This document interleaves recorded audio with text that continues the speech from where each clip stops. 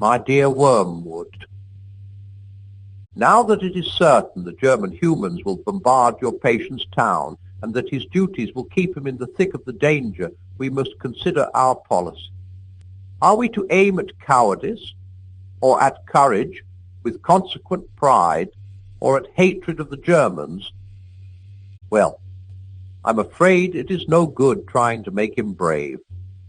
Our research department has not yet discovered, though success is hourly expected, how to produce any virtue. This is a serious handicap. To be greatly and effectively wicked, a man needs some virtue. What would Attila have been without his courage, or Shylock without self-denial as regards the flesh?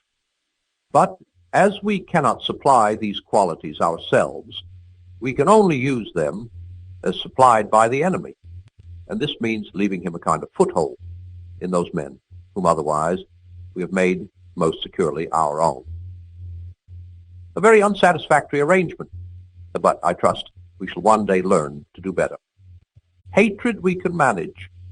The tension of human nerves during noise, danger, and fatigue makes them prone to any violent emotion, and it is only a question of guiding this susceptibility into the right channel. If conscience resists, muddle him. Let him say that he feels hatred not on his own behalf, but on that of the women and children, and that a Christian is told to forgive his own, not other people's enemies. In other words, let him consider himself sufficiently identified with the women and children to feel hatred on their behalf, but not sufficiently identified to regard their enemies as his own, and therefore proper objects of forgiveness.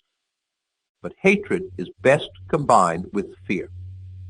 Cowardice, alone of all the vices, is purely painful, horrible to anticipate, horrible to feel, horrible to remember. Hatred has its pleasures. It is therefore often the compensation by which a frightened man reimburses himself for the miseries of fear. The more he fears, the more he will hate. And hatred is also a great anodyne for shame. To make a deep wound in his charity, you should therefore first defeat his courage. Now this is a ticklish business. We have made men proud of most vices, but not of cowardice. Whenever we have almost succeeded in doing so, the enemy permits a war or an earthquake or some other calamity, and at once courage becomes so obviously lovely and important, even in human eyes, that all our work is undone, and there is still at least one vice of which they feel genuine shame. The danger of inducing cowardice in our patients, therefore, is lest we produce real self-knowledge and self-loathing with consequent repentance and humility. And in fact, in the last war, thousands of humans, by discovering their own cowardice, discovered the whole moral world for the first time. In peace, we can make many of them ignore good and evil entirely. In danger, the issue is forced upon them in a guise to which even we cannot blind them. There is here a cruel dilemma before us.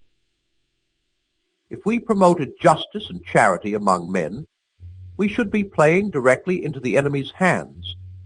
But if we guide them to the opposite behavior, this sooner or later produces, for he permits it to produce, a war or a revolution, and the undisguisable issue of cowardice or courage awakes thousands of men from moral stupor. This indeed is probably one of the enemy's motives for creating a dangerous world, a world in which moral issues really come to the point. He sees as well as you do that courage is not simply one of the virtues, but the form of every virtue at a testing point, which means at the point of highest reality. A chastity, or honesty, or mercy, which yields to danger, will be chaste, or honest, or merciful, only on conditions. Pilate was merciful till it became risky. It is therefore possible to lose as much as we gain by making your man a coward. He may learn too much about himself.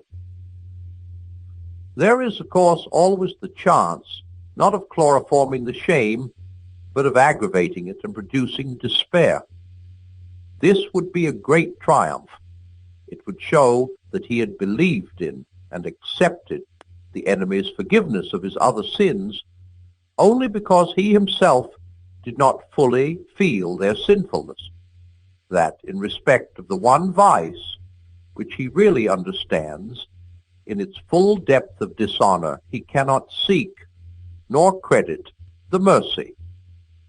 But I fear you have already let him get too far in the enemy's school, and he knows that despair is a greater sin than any of the sins which provoke it. As to the actual technique of temptations to cowardice, not much need be said. The main point is that precautions have a tendency to increase fear. The precautions publicly enjoined on your patient, however, soon become a matter of routine, and this effect disappears. What you must do is to keep running in his mind, side by side with the conscious intention of doing his duty, the vague idea of all sorts of things he can do or not do inside the framework of the duty, which seemed to make him a little suffer. Get his mind off the simple rule, I've got to stay here and do so and so, into a series of imaginary lifelines. If happened, though I very much hope it won't, I could do B, and if the worst came to the worst, I could always do C. Superstitions, if not recognized as such, can be awakened. The point is to keep him feeling that he has something other than the enemy and courage the enemy supplies to fall back on, so that what was intended to be a total commitment to duty becomes honeycombed all through with little unconscious reservation. By building up a series of imaginary expedients to prevent the worst coming to the worst, you may produce, at that level of his will which he's not aware of, a determination that the worst shall not come to the worst. Then, at the moment of real terror, rush it out into his nerves and muscles, and you may get the fatal act done before he knows what you're about. For remember, the act of cowardice is all that matters. The emotion of fear is, in itself, no sin, and though we enjoy it, does us no good. Your affectionate uncle. My dear Wormwood, I sometimes wonder whether you think you have been sent into the world for your own amusement. I gather, not from your miserably inadequate report, but from that of the infernal police, that the patient's behavior during the first raid has been the worst possible. He has been very frightened and thinks himself a great coward and therefore feels no pride. But he has done everything his duty demanded and perhaps a bit more. Against this disaster, all you can produce on the credit side is a burst of ill temper with a dog that tripped him up, some excessive cigarette smoking, and the forgetting of a prayer. What is the use of whining to me about your difficulties?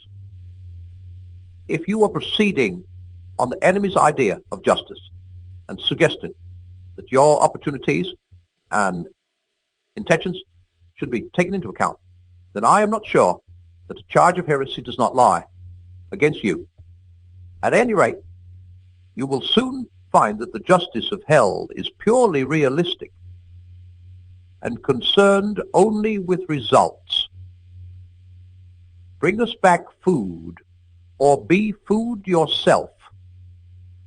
The only constructive passage in your letter is where you say that you still expect good results from the patient's fatigue. That is well enough, but it won't fall into your hands. Fatigue can produce extreme gentleness and quiet of mind, and even something like vision. If you have often seen men led by it into anger, malice, and impatience, That is because those men have had efficient tempters. The paradoxical thing is that moderate fatigue is a better soil for peevishness than absolute exhaustion. This depends partly on physical causes, but partly on something else. It is not fatigue simply as such that produces the anger, but unexpected demands on a man already tired.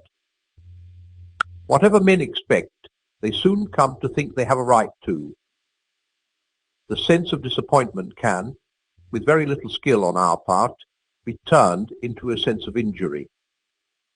It is after men have given in to the irremediable, after they have despaired of relief and ceased to think even a half hour ahead, that the dangers of humbled and gentle weariness begin. To produce the best results from the patient's fatigue, therefore, you must feed him with false hopes. Put into his mind plausible reasons for believing that the air raid will not be repeated. Keep him comforting himself with the thought of how much he will enjoy his bed next night. Exaggerate the weariness by making him think it will soon be over. For men usually feel that a strain could have been endured no longer at the very moment when it is ending, or when they think it is ending. In this, as in the problem of cowardice, the thing to avoid is the total commitment. Whatever he says, let his inner resolution be not to bear whatever comes to him, but to bear it for a reasonable period. And let the reasonable period be shorter than the trial is likely to last. It need not be much shorter.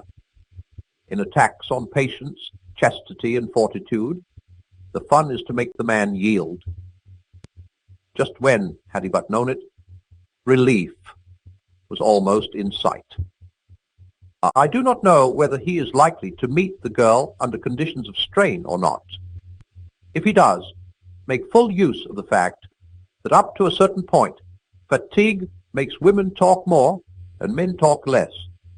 Much secret resentment, even between lovers, can be raised from this.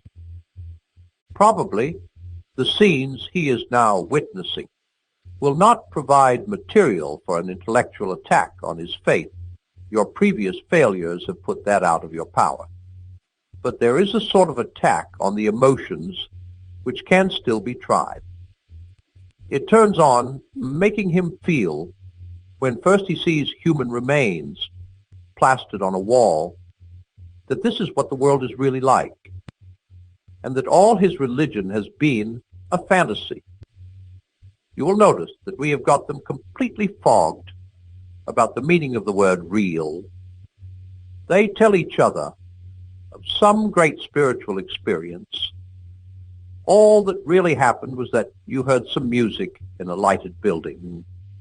Here real means the bare physical facts, separated from the other elements in the experience they actually had.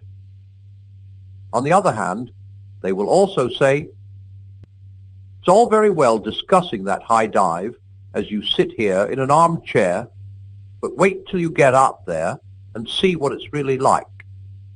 Here, real is being used in the opposite sense to mean not the physical facts, which they know already while discussing the matter in armchairs, but the emotional effect those facts will have on a human consciousness. Either application of the word could be defended, but our business is to keep the two going at once, so that the emotional value of the word real can be placed now on one side of the account, now on the other, as it happens to suit us. The general rule which we have now, pretty well established among them, is that in all experiences which can make them happier or better, only the physical facts are real, while the spiritual elements are subjective. In all experiences which can discourage or corrupt them, the spiritual elements are the main reality, and to ignore them is to be an escapist. Thus in birth, the blood and pain are real, the rejoicing a mere subjective point of view, in death, the terror and ugliness reveal what death really means. The hatefulness of a hated person is real. In hatred, you see men as they are. You are disillusioned. But the loveliness of a loved person is merely a subjective has concealing a real core of sexual appetite or economic suggestion. Wars and poverty are really horrible. Peace and plenty are mere physical facts about which men happen to have certain sentiments. The creatures are always accusing one another of wanting to eat the cake and have it. But thanks to our labors, they are more often in the predicament of paying for the cake and not eating it. Your patient, properly handled, will have no difficulty in regarding his emotion at the sight of human entrails as a revelation of reality, and his emotion at the sight of happy children or fair weather as mere sentiment, your affectionate uncle. My dear, my very dear, Wormwood, my poppet, my pig snake, how mistakenly, now that all is lost, you come whimpering to ask me whether the terms of affection in which I address you meant nothing from the beginning. Far from it, rest assured. My love for you and your love for me are as like as two peas. I have always desired you as you, pitiful fool, desired me. The difference is that I am the stronger. I think they will give you to me now, or a bit of you. Love you? Why, yes. As dainty a morsel as ever I grew fat on. You have let a soul slip through your fingers. The howl of sharpened famine for that loss re-echoes at this moment through all the levels of the kingdom of noise, down to the very throne itself. It makes me mad to think of it. How well I know what happened at the instant when they snatched him from you. There was a sudden clearing of his eyes, was there not, as he saw you for the first time and recognized the part you had had in him and knew that you had it no longer.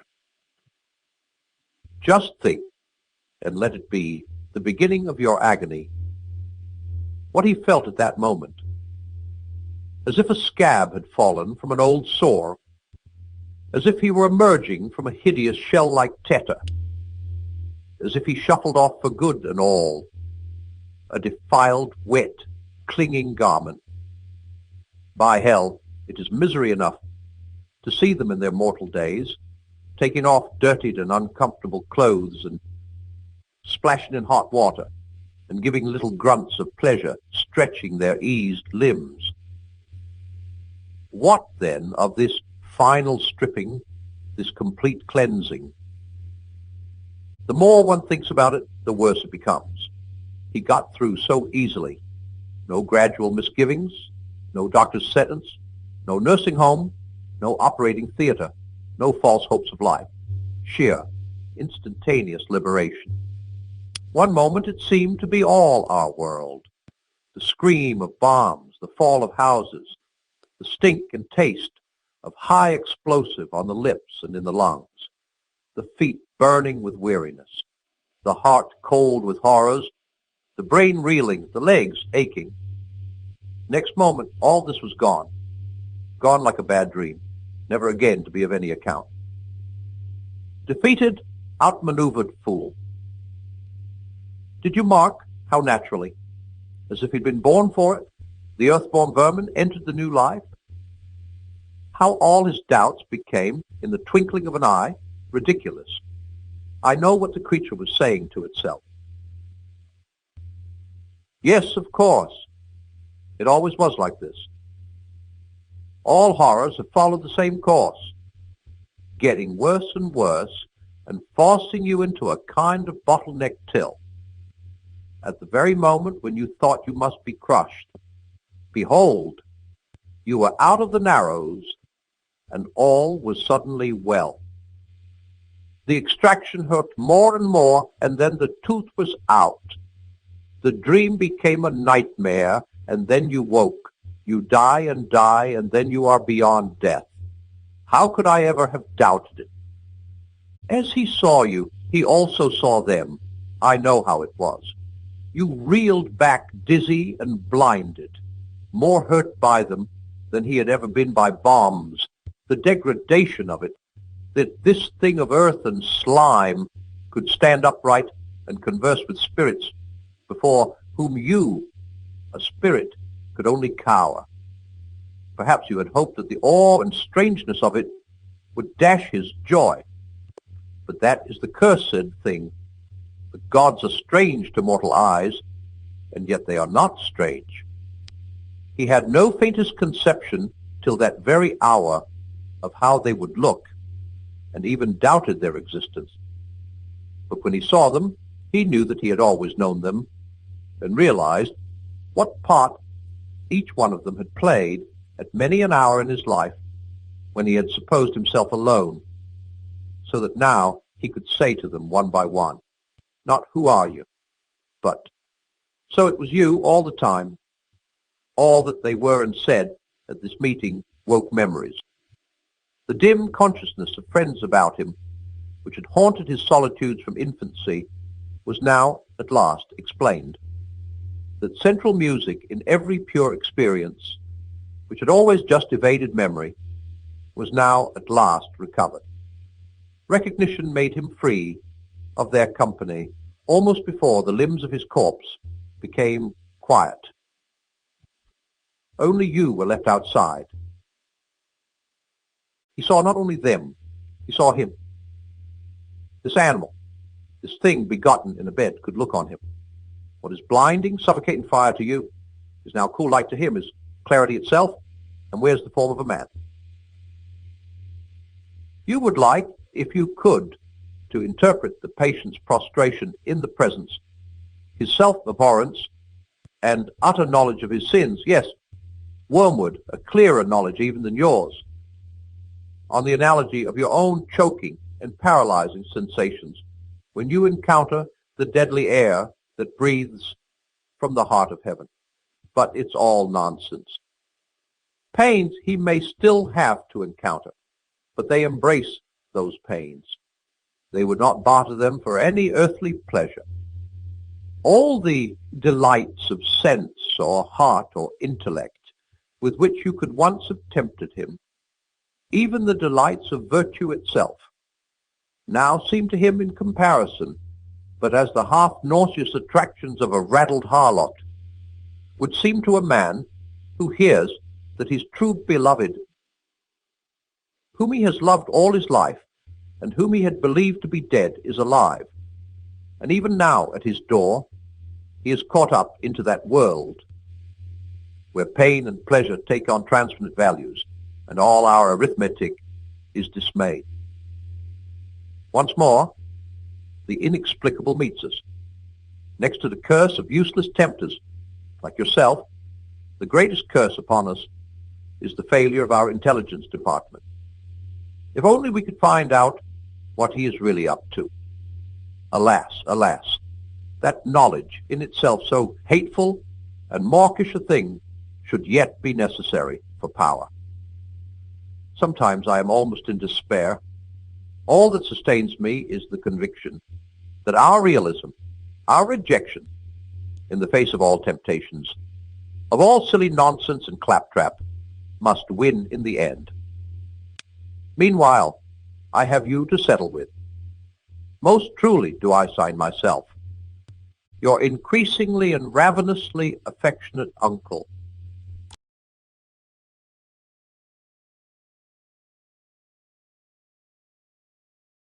We have no right to happiness.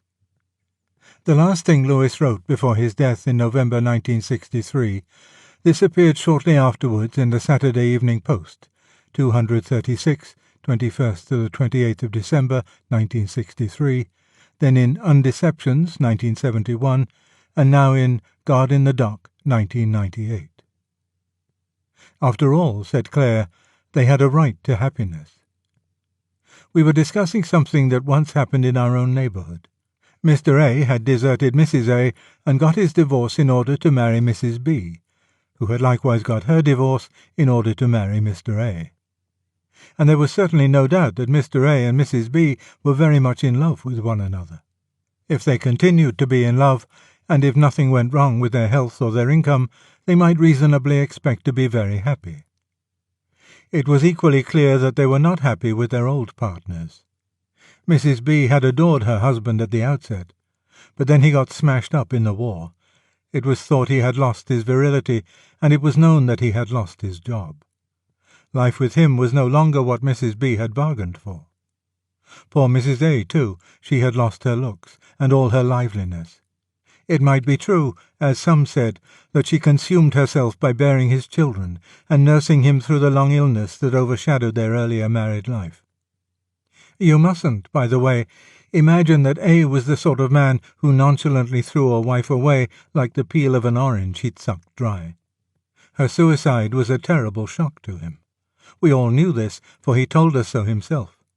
"But what could I do?" he said. "A man has a right to happiness. I had to take my one chance when it came." I went away thinking about the concept of a right to happiness. At first, this sounds to me as odd as the right to good luck. For I believe, whatever one school of moralists may say, that we depend for a very great deal of our happiness or misery on circumstances outside all human control. A right to happiness doesn't, for me, make much more sense than a right to be 6 feet tall, or to have a millionaire for your father, or to get good weather whenever you want to have a picnic. I can understand a right as a freedom guaranteed me by the laws of the society I live in. Thus, I have a right to travel along the public roads because society gives me that freedom. That's what we mean by calling the roads public. I can also understand a right as a claim guaranteed me by the laws, and a correlative to an obligation on someone else's part. If I have a right to receive £100 from you, this is another way of saying that you have a duty to pay me £100.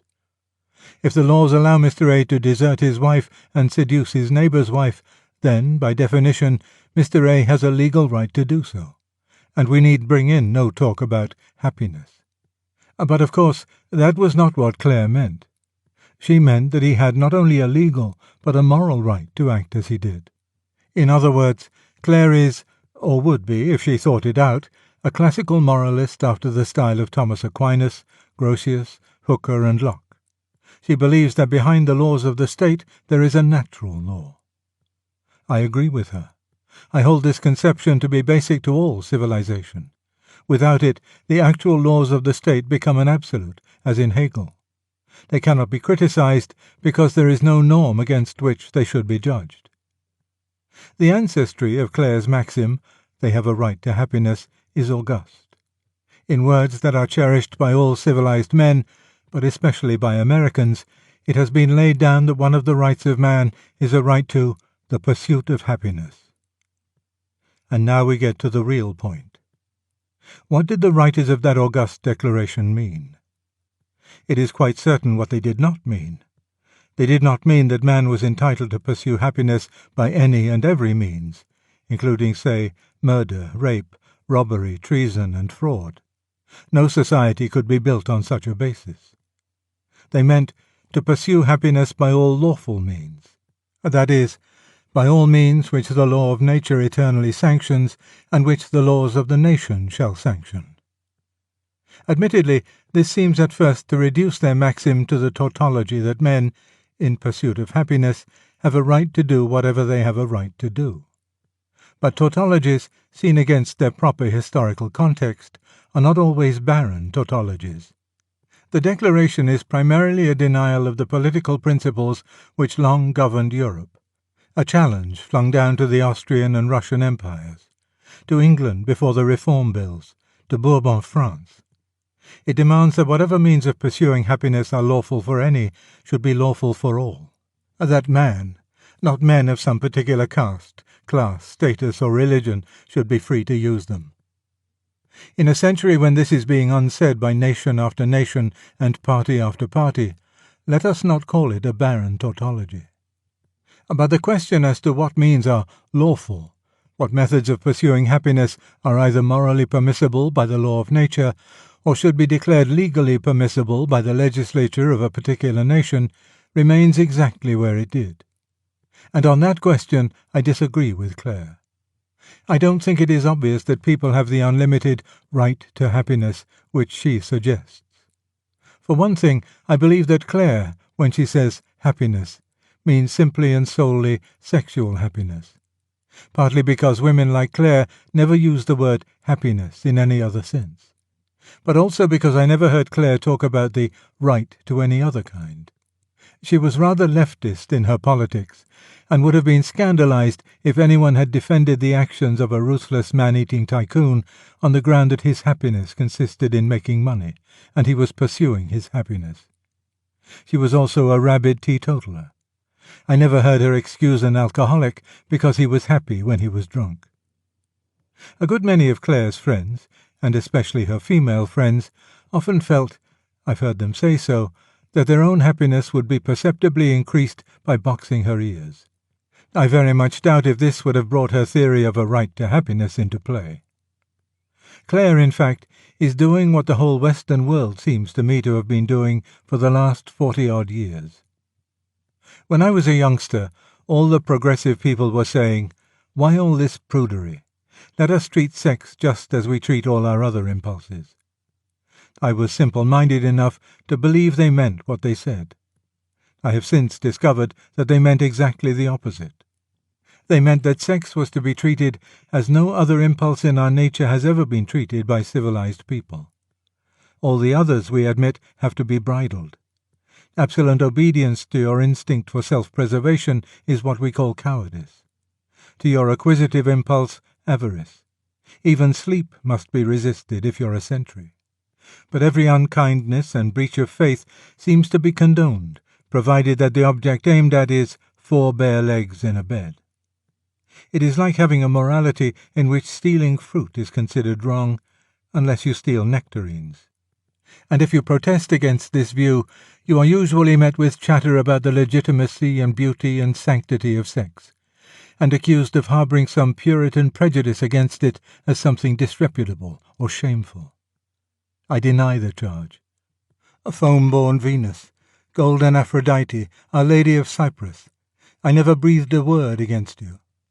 If I object to boys who steal my nectarines, must I be supposed to disapprove of nectarines in general, or even of boys in general? It might, you know, be stealing that I disapproved of.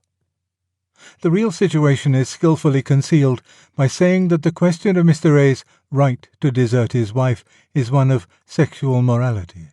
Robbing an orchard is not an offence against some special morality called fruit morality. It is an offence against honesty. Mr. A's action is an offence against good faith, to solemn promises, against gratitude towards one to whom he was deeply indebted, and against common humanity. Our sexual impulses are thus being put in the position of preposterous privilege. The sexual motive is taken to condone all sorts of behaviour which, if it had any other end in view, would be condemned as merciless, treacherous, and unjust. And now, though I see no good reason for giving sex this privilege, I think I see a strong cause. It is this.